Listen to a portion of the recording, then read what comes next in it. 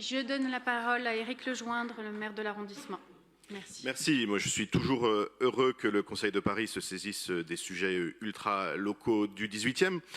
Je constate encore une fois qu'il s'agit quand même avant tout des sujets montmartrois. J'aimerais bien que le Conseil de Paris se saisisse d'autres sujets centraux pour la vie du 18e, mais peut-être qu'il faut être absolument soutenu par un certain nombre de journalistes ou de stars pour avoir le droit d'être défendu avec beaucoup d'excès par un certain nombre d'élus.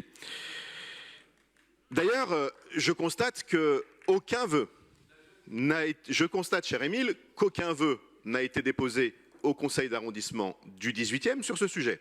C'est étonnant. Pourquoi un sujet du 18e aurait-il vocation à être traité ici et pas en Conseil d'arrondissement? Et je pense que peut-être la connaissance précise par les élus du 18e, y compris d'ailleurs par les élus écologistes du 18e ou du groupe écologiste du 18e, du sujet, ont conduit à imaginer qu'il serait peut-être plus facile ici de laisser passer des choses terriblement fausses comme ce que j'ai entendu tout au long de ce débat, à l'exception de l'intervention qui était aussi d'ailleurs la plus rationnelle et la plus calme du premier adjoint à la maire de Paris, qui a juste redit les choses de façon concrète. On était dans une situation qui n'était pas conforme au droit. Il me semble, comme maire du 18e, qu'il me revient de faire en sorte que cette situation redevienne conforme au droit. Et je voudrais finir mon intervention en redisant ce que j'ai dit depuis longtemps sur ce sujet qui a, à mon avis, un peu trop occupé le Conseil de Paris.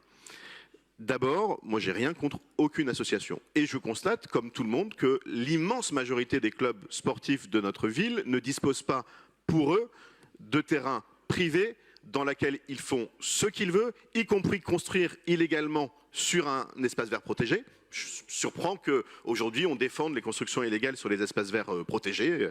Et donc tout est possible, tout est décidément possible.